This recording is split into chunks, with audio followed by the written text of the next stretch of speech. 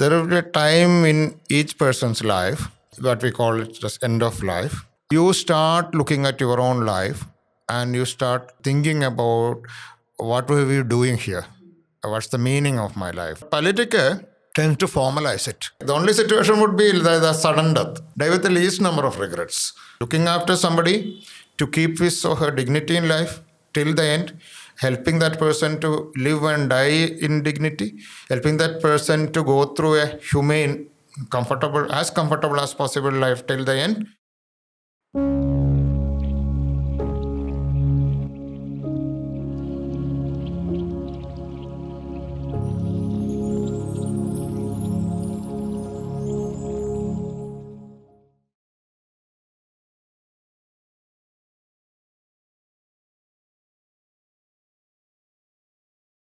আসসালামু আলাইকুম দর্শক মণ্ডলী, আজকের ওয়ার্ডস অফ উইজডমের একটি বিশেষ পর্বে আমরা স্বাগত জানিয়েছি এমন একজন মানুষকে, যিনি তার জীবনের সবচেয়ে বড় সময়টাই কাটিয়েছেন এমন কিছু মানুষের সান্নিধ্যে যারা তাদের জীবনের শেষ সময়টি অতিক্রম করছেন বা ভুগছেন এমন কিছু রোগে যা হয়তো আজীবন তাদের বয়ে বেড়াতে হবে।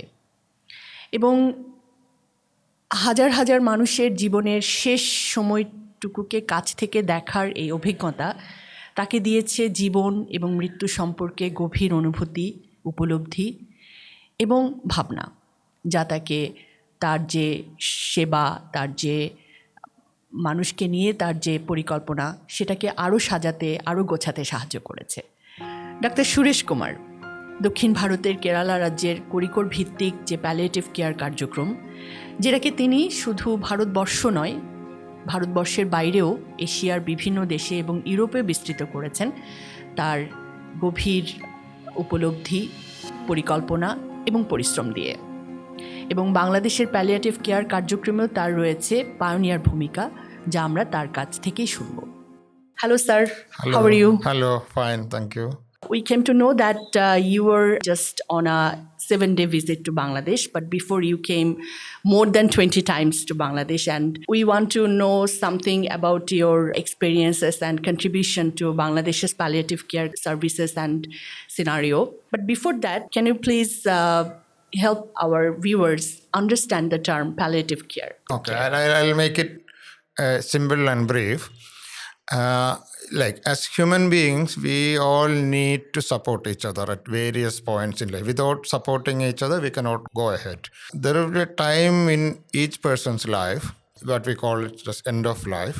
Sometimes maybe days, sometimes maybe years, when you definitely need support from others, because you cannot survive without support, and your survival, your well-being, your dignity all depends on how the other people behave to you. Palliative care essentially looks at this period, your end of life. It can be, for example, somebody getting old. When you get old, you have multiple problems, naturally. People live longer nowadays, but the problems also persist. You have joint pains, you have memory losses, you find it difficult to walk, you find it difficult to eat. You also find emotional issues. You get sad, emotionally labile, more labile, and used to forget you get things. angry more frequently, and people notice that. Like people say that he Memory was loss. not like this when he was younger. So this is something. And also social issues, lose some of the connections, you lose some of the position that you have. Less people tend to talk to you, and people who talk to you talk less, and there may be financial problems, and there may be again an area which I broadly consider as spiritual. You start looking at your own life and you start thinking about what were we doing here. What's the meaning of my life? Have I served a purpose? These sort of questions also come. It can be broadly existential crisis. You can also call it, if you're, sometimes you call it a religious issue. So this can happen when you're elderly. This can happen when you're quite young, but you have a major disease, life-threatening. For example, a cancer which cannot be cured, or a heart disease which cannot be cured, or a lung disease which cannot be cured, or a kidney disease. So most of the people are people who are in the later age. But there are also a large number of people who are in the earlier ages. So these people need support.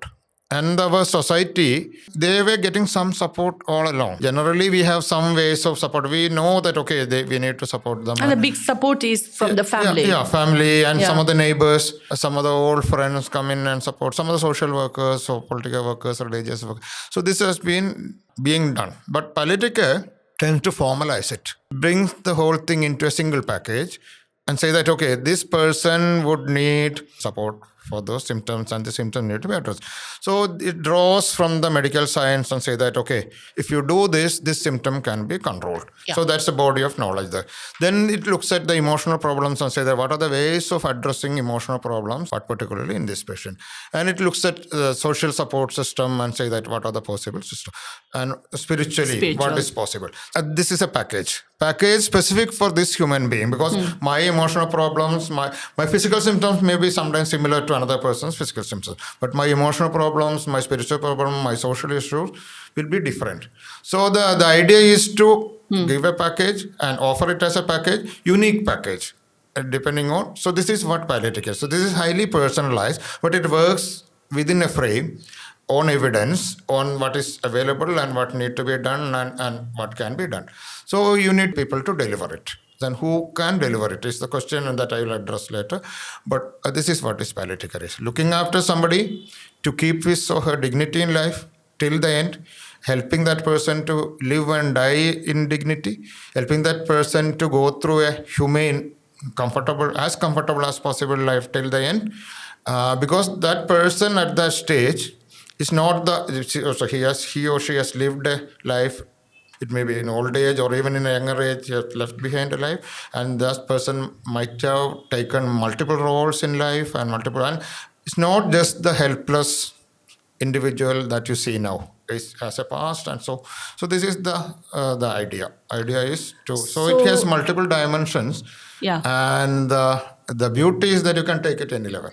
So you're saying that the conventional medical system isn't sufficient to cure these patients? No, two ways. The conventional medical system, I'm also a medical doctor. Yeah. So when you train a medical person, you are trained to look at disease Just and physical. the treatment as a fight between you and the disease. Medical science, generally, the way it is taught, generally does not look at that as a natural end. So naturally what happens is, when I treat a patient and I find that this is going out of control, the most majority tend to ignore the patient. And the medical system usually rejects this patient. The hospital would tell you that there is nothing else that we can do, take the patient home. We have been telling doctors and nurses that within the medical system, you still have a major role to play, because you can still control the symptoms. Somebody coming in with pain, and you start treating and a disease. You start treating the disease and the pain. And at some stage, you realize that the disease is not getting controlled. Then we are telling the doctors that you cannot abandon the patient at that time. He or she is still your patient. And you cannot tell the patient that I'll treat your pain only if your disease is curable. So after to cure, and even when it fails, you have a moral and professional responsibility to treat that symptom, which you can. So this is the difference in mindset, and which need to be. And also there are additional skills and competencies in medical science that is needed. Generally, medical system cannot look at the person holistically. When we are taught, some of these textbooks or some of these philosophers in medicine say that you need to see not the disease but the whole person. But practically it never happens. It's not possible. It's possible, but it's not the way we have been taught. It's not the way we have been practicing. So you tend to focus on the clinical area. And you tend to ignore the social issues, the spiritual issues, Emotional issues. Sometimes you may have a psychologist addressing the emotional issues to some extent, but generally when you approach the problem, you tend to look at it as a medical problem. But death and dying are not medical problems. They have a medical component, they are bigger problems. So this is the one way of looking at it, but generally these are sort of rejects from the system. I could understand that it's about the people who are gonna die very soon. But if a person is apparently in good health and is not suffering from any terminal illnesses, why should they be concerned about palliative care? We know that we all will die one day. There is no escape from that. And also we have data on how people die. quote this very often, 10 to 12% of people die suddenly. Suddenly means without any warning, without knowing before that they are going to die on that day, without any further deterioration. It can be, for example, an accident. It can be a major heart attack, unexpected. It can be homicide, somebody killing you and you getting killed. That can happen to 10% of people. Yeah. The other 90% of us, now I'm not talking about the patient there, I'm talking about us. The 90% of us will go through a phase, either bedridden or half bedridden, where we would, before we die. It may last for a few months, it may last for, sometimes in the case of patients with dementia and all, it may last for a few years, it may even last for a few weeks. But during that time, you definitely need help. Definitely. So there are two reasons why we all should be concerned. One, we are likely to undergo through this stage unless you fit in with the 10% or you decide that you are not going to die. These are the two. Otherwise, you need. Secondly, in your lifetime, you will come across a lot of your people who are close to you, either your family members or your neighbors, your friends or friends' relatives who go through this stage. You cannot escape that. Before you leave this world, you will come across a lot of situations where others suffer. You see the others suffer, and also you also suffer at the end. So for the sake of others, like, you need to learn how to handle this. Because when a close relative is bedridden and you know that he or she is dying, you always make a visit. But when you make a visit, you say, go there and you do not know what to say. This is usual, because you are worried that he may ask some questions which are difficult, which will not be able to answer. So what usually happens is you make some small talk and you tell them that everything will be all right, fully knowing that everything will not be all right. And then you try to spend some time with the family members or with the other visitors. So if you know how to deal the situation, if you know what to do to help that person or the family, things would be better. So that's why we are suggesting that everybody should learn. This skill or knowledge will come handy sometime in your life. And then for you to die comfortably, somebody else should learn it. And you term a phrase like wisdom of dying. What is that? I have seen a lot of people dying, huge number of people dying under my care or under my juniors' care. Last 30 years I've been doing this work, which means, and what conventionally happens when somebody is about to die and somebody realizes that, when I realize that I am going to die, sometimes I have a lot of questions and worries and anxieties and thoughts about it. So when I try to express them, people generally resist. When I'm in my bed and severely ill, and when I start talking about death, the immediate reaction from the family would be, no, don't. Why do you talk about death now? So the result that I will not be able to communicate this with anybody. So some of my patients realize that, okay, they can talk to me about this. I'm open to this. So they request that then we sit down and talk. And so this is somebody talking about his or her concerns at the end of life, worries, anxieties, hopes, dreams, regrets. As part of it, they also reflect on their own life. Say, for example, this was what happened to me at this age, this was what happened to me at this is what went wrong, this is what went right. And so what you get is a honest, down-to-earth reflection on people's life. Because they don't have to hide anything at that point. I've seen thousands of people dying, but a few hundreds I've had this heart-to-heart conversation. Sitting with them, like two of us only, and listening to the patient. It's mainly listening. I don't have to answer anything. Then I realized that there is a pattern. Like when you look at the whole thing, there is a pattern. There is a pattern for the regrets. There is a pattern for the worries. There is a pattern of reflection. So this is... What emotion is the most extent? It Mixed. mixed. The people are sad. Sometimes we even talk about a meaningful time in life, meaningful moments in life. They are happy about that. Then they're sad about something. They're sometimes angry. So it's a mixture of emotions, and it's not just a single sitting and narration. So they'll do something and we'll fix for another date and another day, and I come back and sit with them, and this is an ongoing process.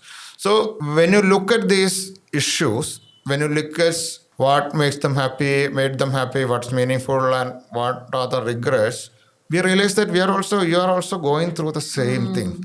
And if you go like this, at the end you will also come up with the same sort of regrets and unfinished stuff. And so this sort of experience, because this comes from people who have lived their lives and you are about to leave, and many things, many of the stuff that they did earlier now become irrelevant. They realize now that, okay, these are all irrelevant now.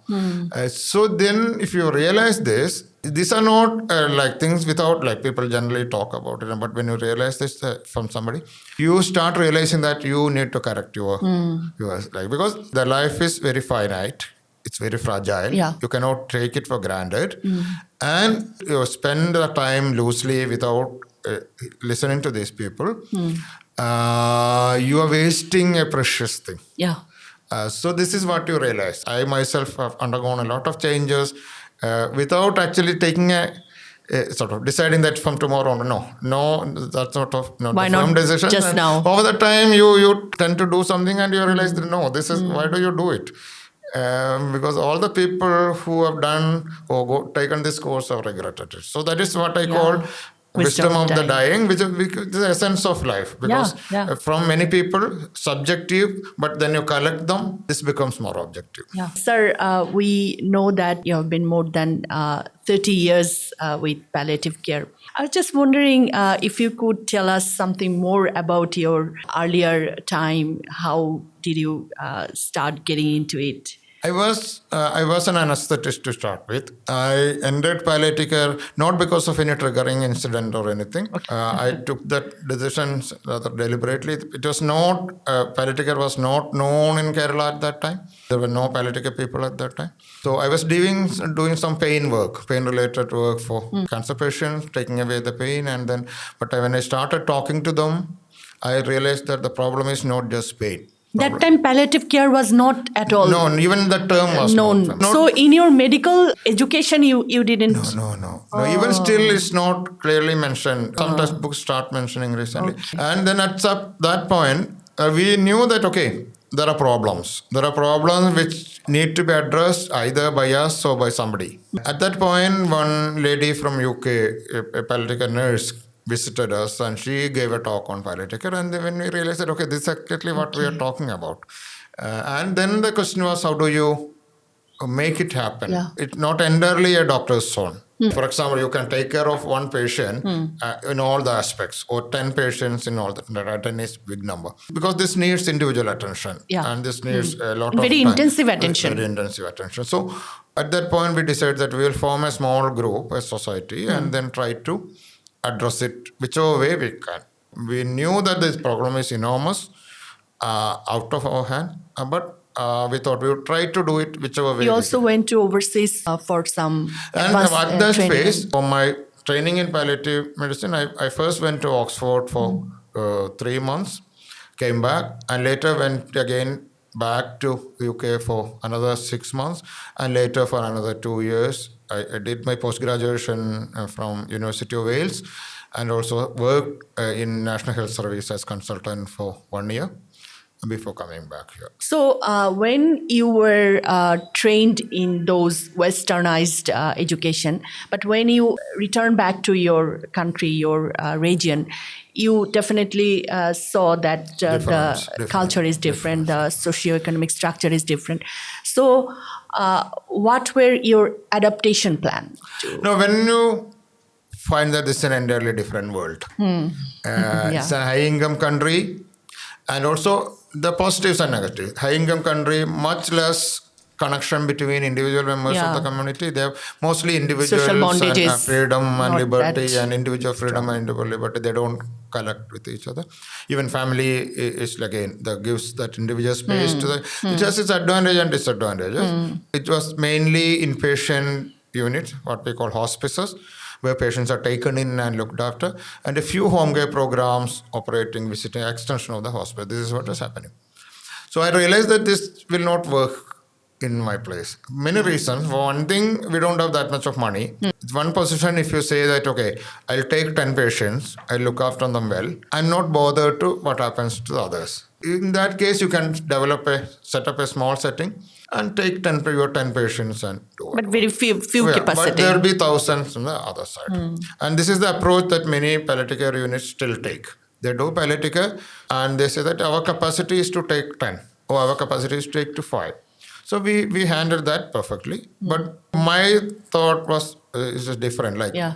whatever you offer, you need to offer it to a larger number of people, and a lot of people need to have access, and it should be replicable. You cannot replicate a hospice Scalable. that you see. So we started working on this, and then started with an outpatient clinic in a medical college hospital and a small home care program. Initially, pillion riding on bikes and all. Later, we acquired a vehicle and all. Then a few people came and suggested that they can work with us as volunteers. We got them also in. But now looking back, now I realize that was also not much different from there is a minor version of an institution or the third world version of an institution-based care. It took us another 6-7 years, and we started in 93, 98, 99. By that time, we realized that, okay, this is not the model. We need to modify it because this is still a doctor-led, clinic-based, institution-based model. We are not utilizing the huge potential of the layperson community because there are a lot of people who would want to involve. A lot of people, if you give direction, a lot of people who want to help the patient. Slowly, we turned it upside down. Okay. And said that it's the community which is important. Okay. If you teach them how to handle and support them with medical services, that is a hypothesis. They will take the lead and handle it. You need to provide them with the basic principles, training, and also because the medical services either train some of the local people, doctors and nurses to do this. When they are needed. Yeah. So when we moved into this mode, there was an enormous response from the community. Like told people that, okay, we are looking for people who are willing to help others in the last phase. So we will give you training. At the initial stage, the concept was, we suggest that you can enroll with us as volunteers and our team will help you. And so community-led groups started appearing, and then we trained them and worked with them. Recently, we refined this again. We are now trying to build the capacity of the community irrespective of whether they are our volunteers or not. Because ideally speaking, a family or a patient with an illness should not look for a volunteer in the community. Whoever comes in, because anyhow, the family members will be there, neighbors will be there, friends visiting, they should know what to do. Really? Ideally, because that's the concept. Because in an ideal world, if I go and visit my neighbor, I should know what exactly I should do to help that person. And so there will be, if there are 100 people visiting, at least 50 of them know what to do. 50 of them know how to talk to the patient, what to do to prevent a bed sore, etc. That will be beneficial. So we are now trying to, at least in my institution, we are trying to generate that sort of manpower. We now train people without asking them to be volunteers. Okay. No strings attached. We tell them that, okay, this is a skill that will help you sometime in your life. It's a 3-day training. The doors are open, come and get trained. Because at the time when you really need it, you will be panicking and you won't have time to learn this. So this is one secure, this can be maintained. And after the training, we also ask them, if you're interested in coming and helping our patient, you're welcome. To be even a volunteer. for a limited period or sometimes. So many of them would say that, okay, I can spend half day on Tuesdays, or somebody would say that weekends I can do. So then we sort of allot them. So this is a volunteer pool still maintained, but the concept is not that we train people to be volunteers. We train people to empower them to take care of the situation. And those who want to volunteer, we tell them that, okay, even if you do not help a patient in the community, that's fine. This skill and knowledge will become handy when somebody in your family falls ill. Somebody very close to you falls ill. So it's important that you learn. So this is the changing concept now, emerging concept now. We are trying to push that forward. My question is that how do you ensure the quality? Like, let's assume one of your volunteers' uncles suddenly fall into ill, and the doctor said that he got a fourth stage of colon cancer, and he's gonna die very soon. So, how this volunteer or just a 3-day trained person from your organization is able to handle all these physical, emotional, social, spiritual crisis of this patient and his family? Yeah. How? There are two things operating. One, there is a background support mechanism. This person, like when I train somebody, and also this 3 days training is just the entry point. When they start speaking to the patient, they find that, okay, more problem. They can always come back Okay. and either call us or even come back for a retraining, and that's something that's happening. We network, like if they know about the other people who are trained there. That's one thing. Secondly, we support them with a professional team. They don't have to address the physical problems at all. And we ask them not to intervene with the medicines or any of this stuff. Okay. So that's entirely provided by the home care team, Institutional the support, nurse and yeah. nurse doctor that is happening there. That's one thing. Secondly, my theory is that, and I found it to be true, is that if you're doing some work voluntarily, you're doing it because you really want to do it. The quality of the work should be, I always tell volunteers that the quality of your work should be much above the quality of the same work done by a paid worker. Paid job, you are doing it, you may like the job, you may be passionate about the job, but you're also doing it because you are paid. The volunteer, absolutely no payment. And also, we don't give them even travel expenses. So I tell them that, okay, you do it only if you really want to. But when you do it, make sure that you do it with your utmost Quality. passion. You as a volunteer get nothing in payment. All that you get is your mental satisfaction. Which means if you do not do it properly, if you just manage to do something and you do not get the spirit of it. So we've seen that, okay, because they are free to leave, they're free not to do. So when they do it properly. That's, I think, the most important appeal. Because you are not paid and you're not getting anything else. If you do it, and nobody is forcing you to do it. And very similar to our experience also, sir. We have a huge number of volunteers, and they do this work after their profession, after their home care, and they are doing it very dedicatedly, very ardently. That's the spirit of the volunteer. And we also found that you can have a different motivation. But the motivation does not count. Say, you do this act because you have this motivation. Another person do this act because another motivation. Because you have taken up the decision to do this in the background of this factors, and this is your motivation. If it fits in, you deliver. Otherwise, you don't take it up half-heartedly. That is the main message that you're doing. Nobody is forcing you. I want to know that who are your volunteers? Like, what's their age group? What's their profession? Or they are from all walks of life? When you look at the whole of Kerala, you find them from all walks of life. There are retired persons, there are housewives, there are students, there are people in police, there are people, school teachers, there are other agricultural laborers, small-time vendors, auto rickshaw drivers, everybody. Very varied. Very, very varied. My unit particularly, we give an extra focus on students. Okay. So 80% of we have a huge volunteer force. Institute of Palliative Medicine, 80% of volunteers are youngsters. People doing the graduation, college studies, or some of the professional courses, people who have just completed the courses. And this is a moving population. When they move out, they will hand over to their juniors. These sort of close encounters with real life is transforming. They change their attitude towards life. They become more mature, and they carry this with them. And even I've seen a lot of people who are employed, who are in their 30s and who are early 40s. When there is a need in the community for anything, for example, flood relief or something, these people immediately reach there. And they're not anymore part of the palliative care system, but they retain the good elements. That's one thing. Secondly, training given to a 20-year-old person, he or she will use it for hopefully another Rest. 40 years, 50 years, 60 years. Yeah.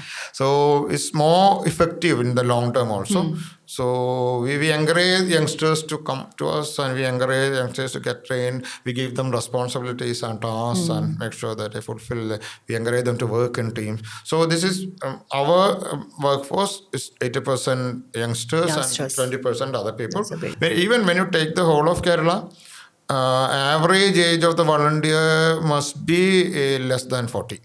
The point that I'm trying to make is there are a lot of retired people there, but it is not just for retired people. We tell people that Yeah. you need to make it as part of life, and don't think that okay, you'll finish all this job, everything, and when I retire, I'll do some good things. No, that's not the idea. that cannot If happen. you want to do good things, start doing now itself. What kind of challenges do you face to handle or coordinate all these type of volunteers and volunteer management? There are few questions usually associated with that. Yeah. One thing is, how do you enroll volunteers? And we don't enroll. We don't enroll. You don't enroll. And at the entry point, we don't also screen them. See, if one person comes in and says that I'm so-and-so, I want to learn. We enroll them for the course without asking why enroll. But they go back and they will be working in their community. The community decides whether they want this guy or not. There have been a lot of occasions, for example, a patient from a village, and there are a couple of volunteers there. We ask them whether they would be interested in spending some time for one particular patient. And then we call the patient's family. And we tell them that, okay, there is this person who is willing to spend time. Because they are in the same area, people generally know each other. And shall we ask him to come over? Sometimes the family say, no, not this person. Okay. There may be personal issues. There may be some of them say that he drinks a lot and we don't want him. And so the screening happens at the delivery level. Even if you are trained, if you are not acceptable to the local community, you will not be taken in. If you have a criminal record, for example, people will say that, okay, no. We don't take responsibility for the screening. We take responsibility for only training and also introducing. Again, during training, there are a lot of topics which are specifically taken up, like ethics, how do you do it, how do you organize, and those things. And we certify and leave them. And we don't exert any control over them. We expect the local people to exert control over them. It's a very no pressure model. Yeah, because we have faith on the goodness of people. There are no really bad persons or really good person. Each one of us has multiple streaks in life. Even a really good person will have a few really bad streaks. We are trying to cultivate the compassionate streak. And we are hoping that, okay, given the right context and situation, a person who is not even otherwise selfish or is not acting in other person's interest, given an opportunity, he or she may do. So we are giving that opportunity and hoping that he do it.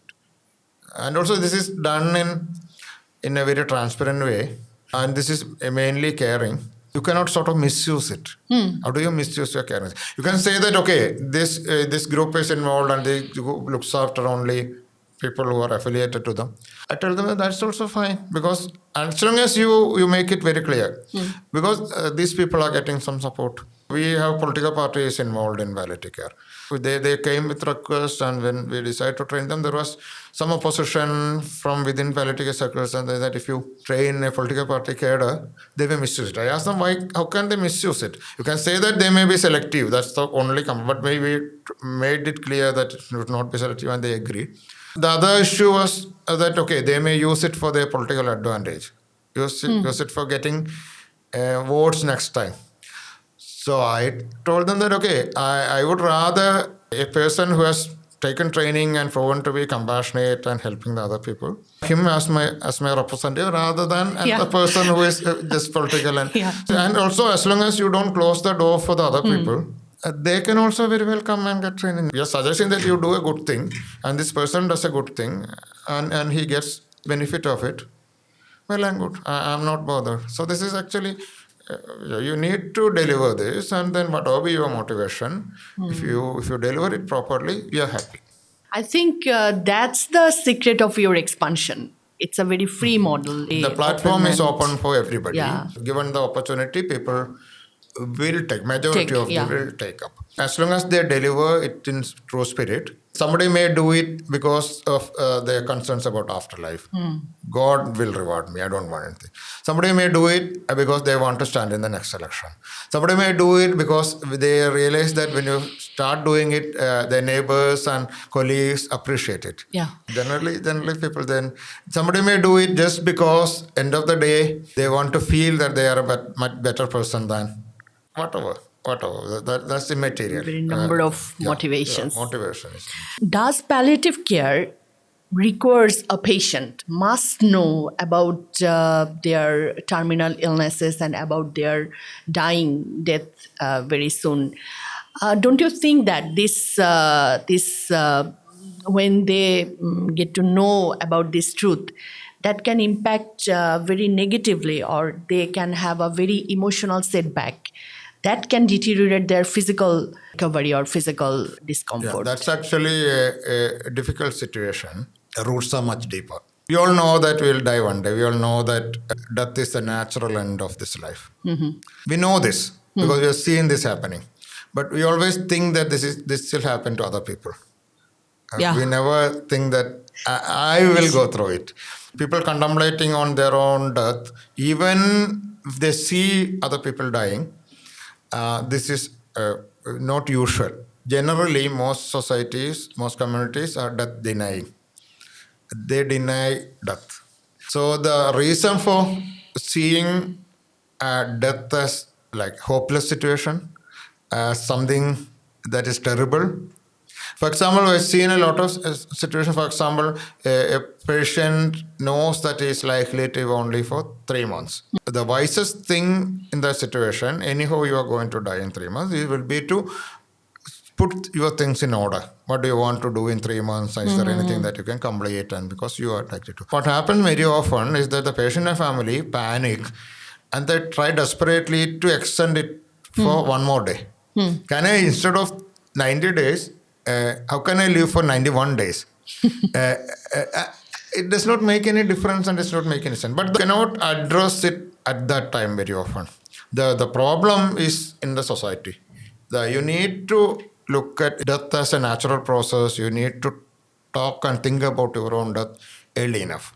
What we call death literacy. The general knowledge that death will happen is not adequate. The specific knowledge that death will happen to me and how will I face it is needed. If that does not happen, the situation that you suggested come. This is the situation most of the societies.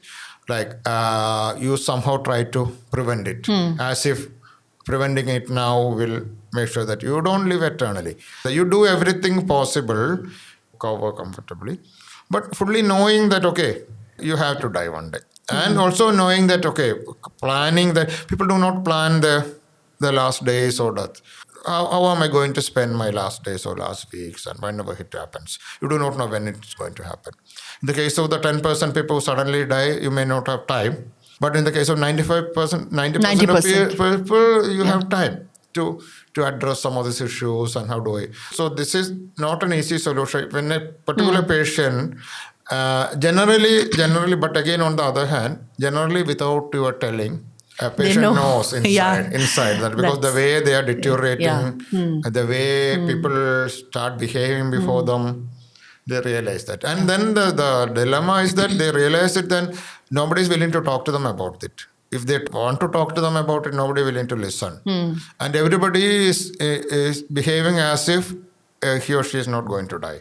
Everybody is behaving and trying to push it for a few more days, irrespective of what quality of life and what. So needs a wider, deeper involvement, promoting death literacy, promoting the concept. That's why we have been doing the death cafes and advanced directives and encourage people to look at their death. That will always be useful. And particularly when you are looking at your death now, when you feel that you are not likely to die within a few months or few weeks, the situation may change later when you actually face it. But thinking about some of the things, making things out, because everything in our life we plan.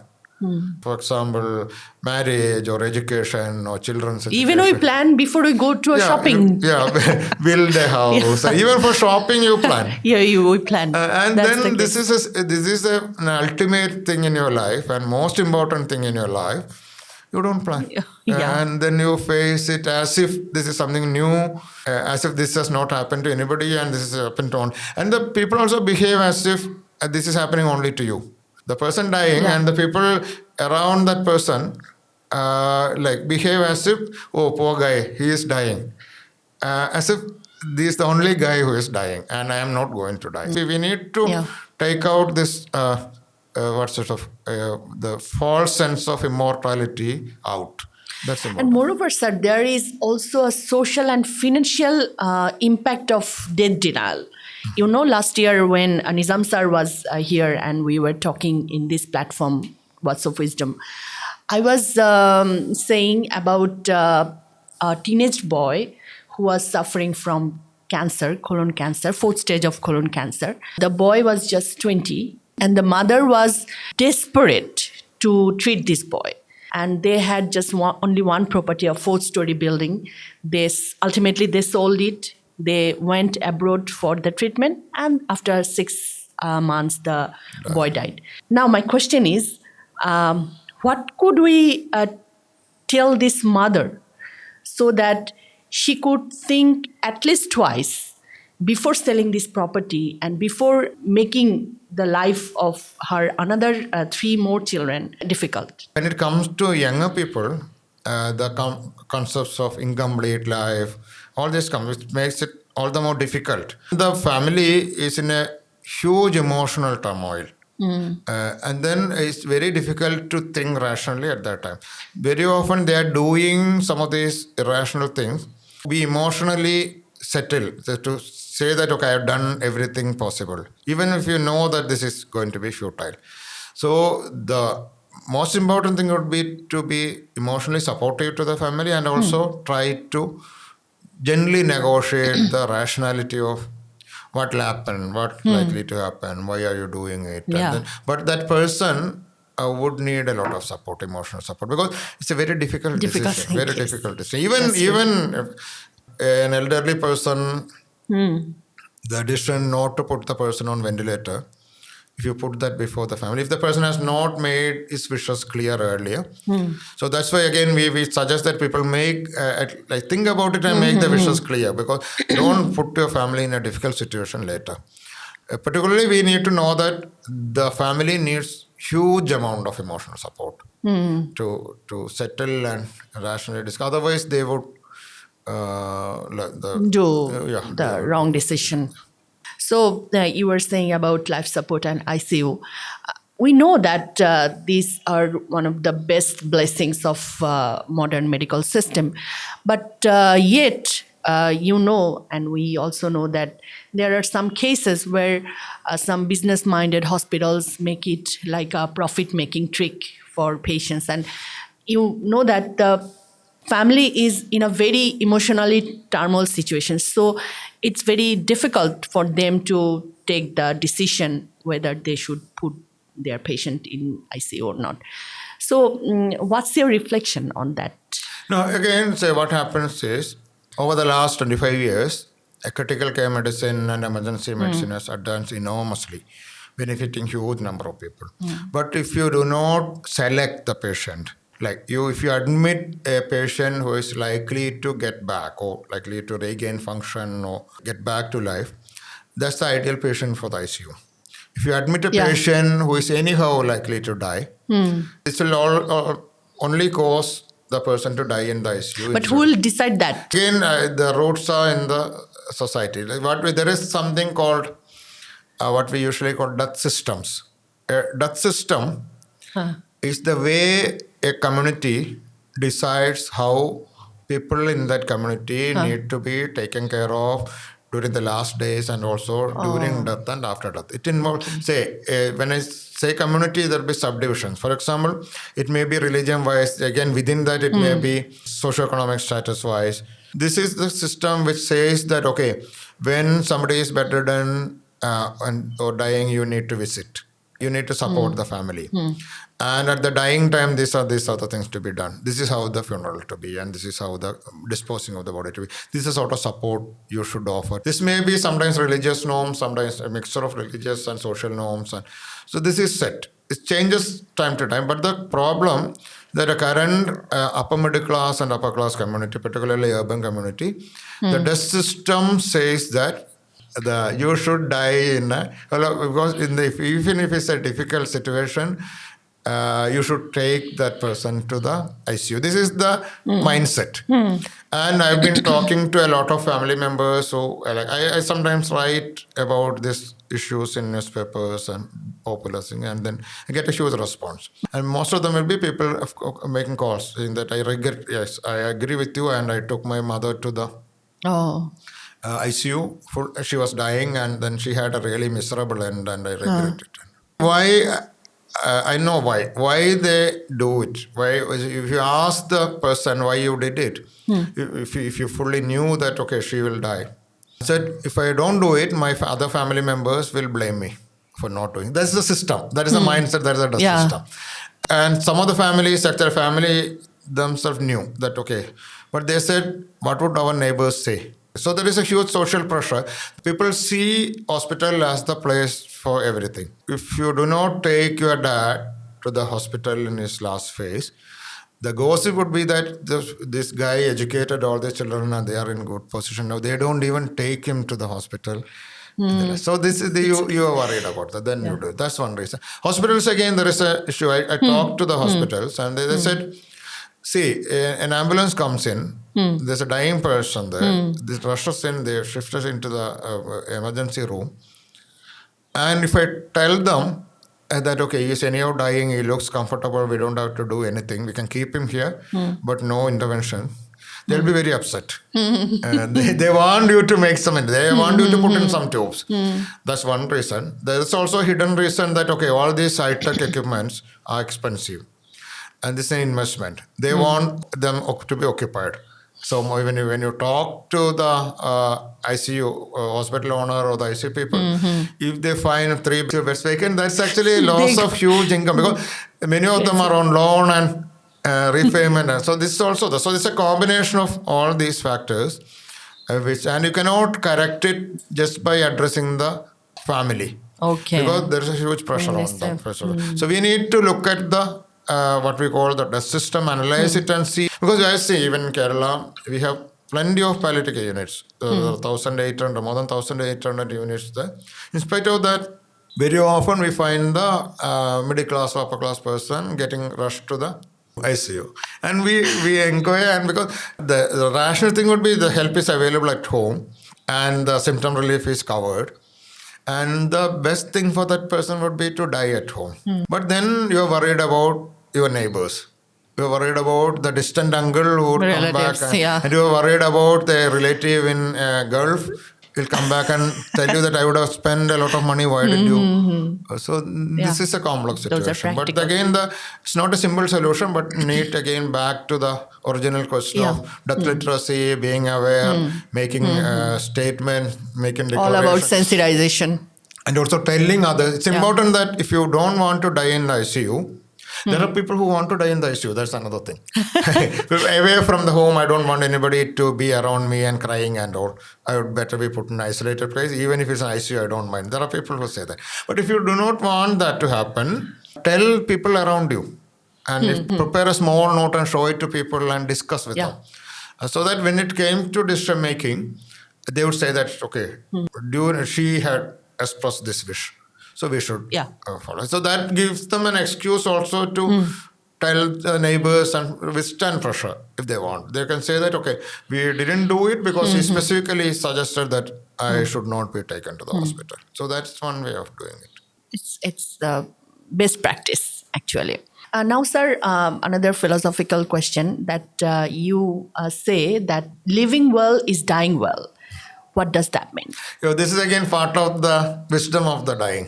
Looking at the physical symptoms, emotional support being offered, social support, very good social support being offered. We found that a lot of people still suffer at the end of life. We have found that people who die comfortably have a sense of completion in their life. They very often have a philosophy in their life. They very often have identified some of the purpose of this. May be religious, this may not be religious. This may be political, but somebody who has identified a purpose, somebody who has done some work to fulfill that, and somebody looking back says that, okay, at least one streak of my life has been really purposeful, meaningful. It's about when if you live a meaningful life, you tend to die more comfortably. If you live a very sort of turbulent, hazardous sort of without a sense of direction, you panic more at the time of your death. So this is because the whole symphony matters, and not just the last note. Because you cannot have a really terrible symphony and a really good note. Like the only situation would be the sudden death, because you do not know what's happening and you do not know whether this is peaceful or not. You die before that. But for most of us, when we face death, when we know that, okay, we are likely to die soon, when you know that you are likely to die anytime or anytime in future, it makes sense to put some of these things in order. Looking at your life. What's this life? What do you want to do with it? All the time in a self-analysis. Are you spending time the way you really want to spend time? If not, where are the barriers? What do you need? So this should be a regular reflection process so that you don't have to reflect on this in the last moment. So that's one important thing. Like die with least number of, I'm not saying that die with no regrets, but that may not be possible. Die with the least number of regrets. Looking back, I shouldn't have done it, I should have done this, I shouldn't have done it, what a life it is. That's miserable. So it's time to reflect on it. Should I be doing it? Should I be not doing this? Am I spending my time correctly? Because I have only limited time. So did you see persons like those who die with least regrets in your personal profession? I've seen not a huge number. I've seen people dying really well and peaceful and talking about it. And then this was the one thing, like it doesn't matter what you identify as the purpose of your life. If you have a purpose in life, if you say that I'm doing this is what I'm supposed to do and this is what I want to do, that's one thing. Secondly, if you have certain things in mind, important things in mind, you have finished it before you die. So the important thing is very often what we see is you postpone the most important thing to do. Like you always wanted to do this. Maybe, for example, a travel. This may be going to a place, listening to somebody or doing something, completing something. You engage in day-to-day stuff and then you would say that, okay, I'll do that next year. And you never do it the next year. So by the time you really find that, okay, it's too late, you cannot do it. This is one of the major requests. This may not be big things and complicated things, but one suggestion that I always make to people that you will anyhow die and you do not know when you are going to die. So if there is something important that you want to do or experience or something, do it now. Don't wait because you do not know what will happen tomorrow. Because the place where you sit is very fragile. It can be death or it can be a major problem with your health. When we move around, when we function normally, we take it for granted. But it's not taken for granted. This. And then suddenly you realize that this cannot be reached. So doing things which are really important, doing them immediately. Reflecting on one's own life to ask whether this is what I want to do. Is there anything that I want to do? Will it make any sense throughout my life? That's also important because you want to construct a house and you somehow complete that house.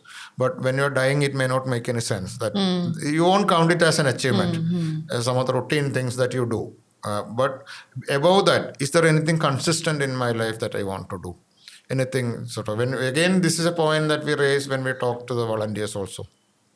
This is more beneficial to you because end of the day you will find that all the people are entitled to dignity in life. The way you live, if you do a self-appraisal, do you think that this is a dignified way of living? If you find that this is not a dignified way of living, what do you do? When you talk about death, you are in essence talking about life. Yeah. Yeah. Because yeah, so That's very true. that's the starting point. And when you realize that, okay, it's intimately connected with my life and the way I live, things that I do, things that I do not know. Yeah. Sir, I wonder if you could tell us something about meditation. What do you think the impact of meditation on palliative care? My interaction with Quantum Foundation. Yeah. Uh, Actually, Quantum Foundation is a group which dwells a lot in spirituality and peace in life and way of living. I come with the concept of living well and dying well. And then it's just a social component, it's just a spiritual component, it's just physical component. And I share that concept with you. And I'm hoping that you will innovate on it. I'm not suggesting that you take it as a package. All these components need to be in, and it's so individual, so personalized, so different. When I took the concept of palliative care from UK, the concept was again the dignity of human life, dignity at the time of dying, and It was their essence. it was there. But the way I sort of interpreted it and made it into action was different in Kerala. Yeah. Or what do you want to do? You want to make sure that this individual as maintains his or her sense of dignity, is as comfortable as possible, and leave the world with a sense of companionship, feeling that, okay, I've been looked after well, feeling that I have done something. An organization or a group with a philosophy, the task would be to see, so when you adopt this concept into this philosophy, it may be meditation, it may be a reflection, it may be some other activity. So how do you translate this into a practical action plan which is applicable to? It's one tool in the area of well-being and also spiritual concerns. But again, it may not work with everybody. What the sort of person it works with, what the sort of person, what is the precondition. So when you develop this, where you see that it works within the group. The Quantum Foundation people have found meditation to be helpful. Then the question that when you want to apply this as part of palliative care, the question that you need to raise is, what are the preconditions that fulfill? Why does this group of people find it useful? How can it be adapted to another situation? So there's a lot of, I expect and hope that this sort of work in dynamic interaction with the concept and the philosophy of Quantum Foundation will result in a new product. It's an adapted product. It's based on the basic principles of community-based palliative care, but it's also imbibes the philosophy and principles of quantum. That's necessary for actually adaptation. Adaptation.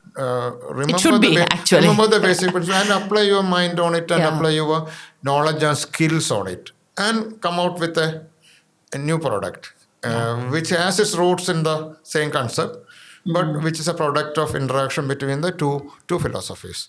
Very, very overlapping. But then how do you deliver? So that's the task actually. I'm not suggesting that you take it up mechanically and deliver. And I should say, sir, it's very aligned.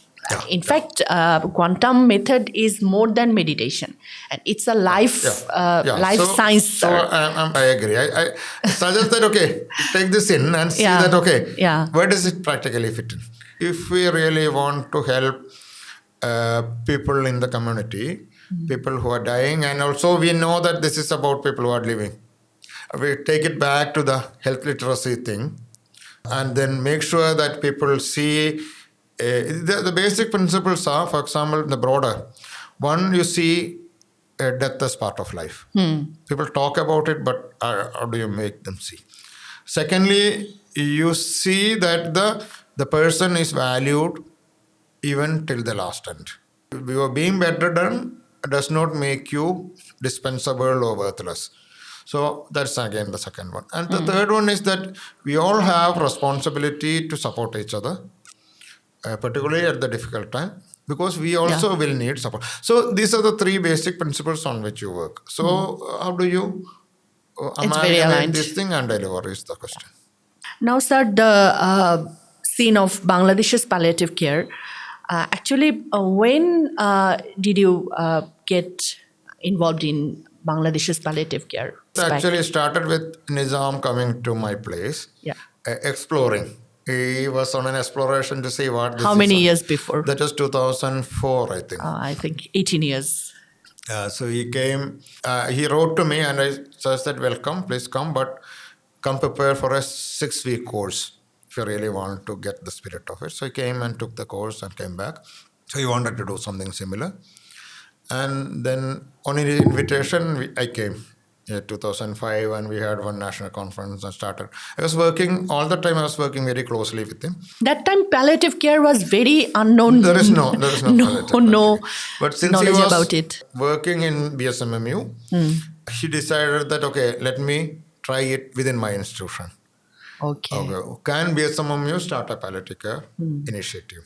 So he started working on it, and it became hugely successful because within no time, BSMMU has had a palliative care center, and BSMMU became the first university in the whole of low middle income countries to start an MD course in palliative medicine. So that is a major step institution-wise, and this well-developed palliative care department there now. So it's going on. And you played a very pivotal role in that. I was Nizam with him all the time, told and me. that including the course and everything. And but that is the most important person, and this is one of the renowned or stable departments in whole of low middle income, particularly CRO, Southeast Asian regional countries. On the negative side, when you start from again, it's a learning for us. When you start from an institution, it's very difficult to leave the institution and start from the community because you tend to become sort of an extension of the institution in the community. Very academic bound. Okay. So community-based palliative care has not developed much in, except a few home care programs. In Dhaka, particularly, there are few home care programs, and there are 21 initiatives now in Dhaka. Okay. But practically nothing outside Dhaka, and practically nothing in the villages. Very little involvement of the common man. Common man still consider, even if they know about palliative care, they consider themselves as a recipient, potential recipient.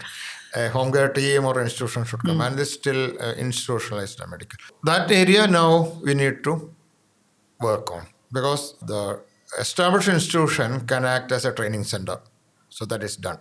There are people who can teach the doctors and nurses on palliative care. But the community work is a different game altogether. It doesn't follow the rules of the institutional wisdom.